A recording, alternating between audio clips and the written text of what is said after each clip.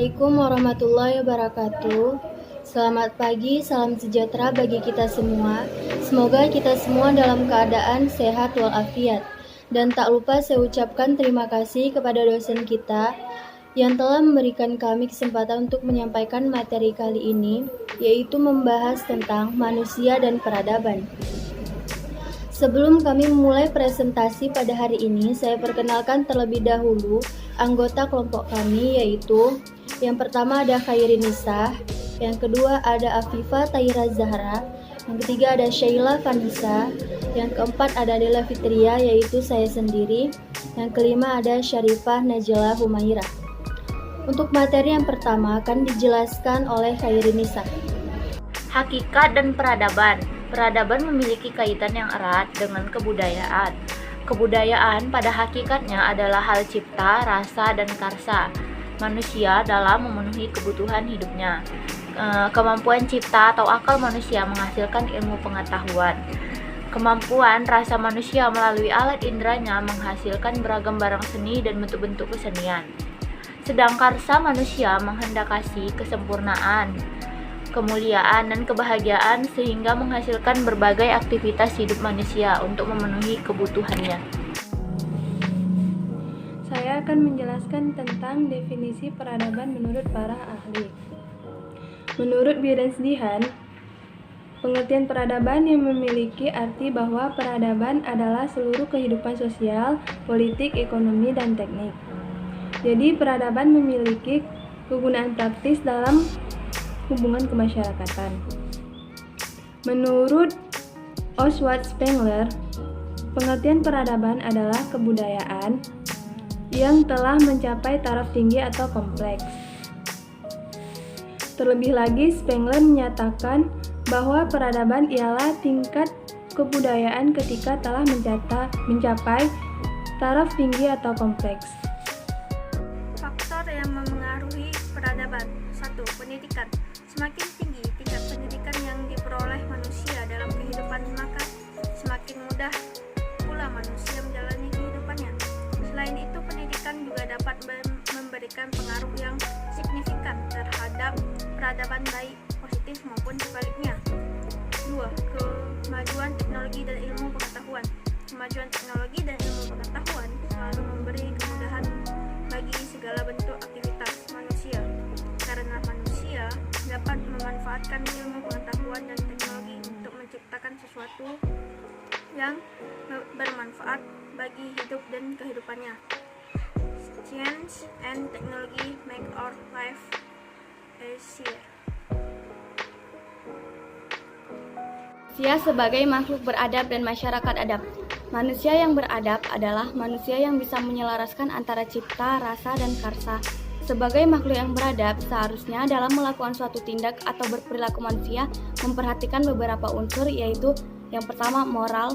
Moral adalah nilai-nilai dalam masyarakat berhubungan dengan kesusilaan.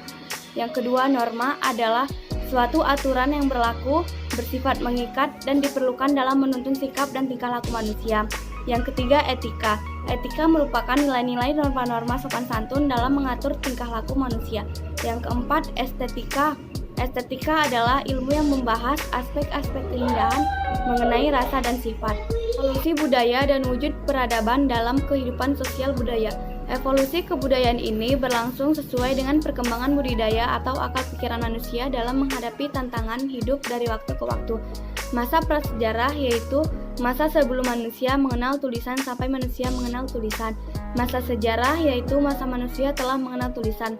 Ada dua produk revolusioner hasil dari akal manusia dalam zaman prasejarah, yaitu penemuan roda untuk transportasi dan bahasa. 2 pendekatan untuk membagi zaman prasejarah. Yang pertama, pendekatan berdasarkan hasil teknologi, yaitu pada zaman batu tua atau paleolitikum, zaman batu tengah yaitu mesolitikum, zaman batu baru yaitu neolitikum. Yang kedua, pendekatan berdasarkan model sosial ekonomi. Yang pertama, masa berburu dan mengumpulkan makanan yang disebut tradisi paleolit, dan masa berburu tingkat lanjut yaitu tradisi epipaleolitikum. Yang kedua, masa bercocok tanam. meliputi tradisi Neolitik dan Megalitik. Yang ketiga, masa kemahiran teknil, meliputi tradisi semini tuang perunggu. Dinamika peradaban global. Avril Toffler menganalisis agar meningkatkan efisiensi dan pembaharuan dan peradaban masyarakat akibat majunya ilmu dan teknologi. Dalam bukunya The Third Wave tahun 1981, ia menyatakan bahwa gelombang perubahan peradaban umat manusia sampai saat ini mengalami 3 gelombang, yaitu gelombang 1, peradaban teknologi pertanian berlangsung mulai 800 sebelum Masehi sampai 1500 Masehi.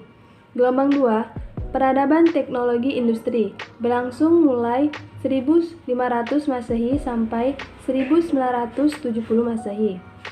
Gelombang 3, peradaban teknologi informasi berlangsung mulai 1970 Masehi sampai dengan sekarang. Menurut R. Karno 1973, sejarah di Indonesia dibagi menjadi 4 masa, yaitu 1. Zaman prasejarah, 2. Zaman purba, 3. Zaman Madia, 4. Zaman modern. Kesimpulannya, manusia seutuhnya adalah sebuah matriks yang mempunyai akal, jasmani, dan rohani. Manusia dalam kehidupannya mempunyai 3 fungsi, yaitu sebagai makhluk Tuhan, sebagai makhluk individu, dan makhluk sosial budaya. Peradaban merupakan bagian dan unsur kebudayaan yang halus, maju, dan indah. Masyarakat yang beradab dapat didefinisikan sebagai masyarakat yang mempunyai sopan santun dan kebaikan budi pekerti.